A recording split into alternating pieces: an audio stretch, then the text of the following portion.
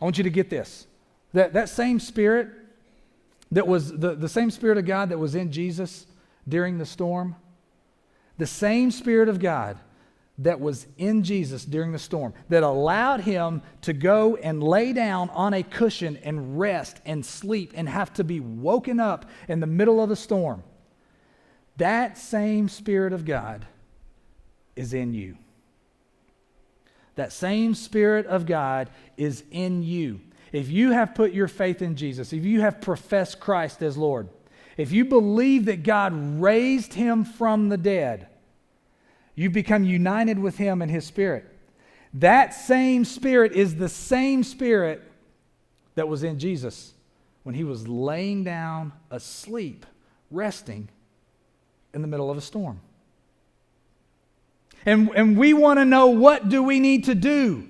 Like, what do I need to do to change my circumstances? What do I need to do to feel or to be blessed? And on and on and on. And to be honest with you, I think there's something that our culture has, and I say culture, Christian culture, has really propagated that I believe plays into this thought process and this mentality. And I don't mean to be offensive. Let me say that up front.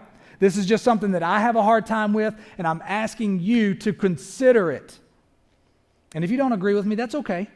We can agree to disagree agreeably, and we can move on. But I'm asking you to consider this, because I believe that this idea and this thought process and this initiative has created in us a sense of activity and needing to do something in order to receive something. Instead of asking yourself, what would Jesus do? Ask yourself, who is Jesus? Who is Jesus? I think we need to change the question, and we need to change the approach from what would Jesus do to who Jesus is. Because John tells us this in 1 John chapter 4.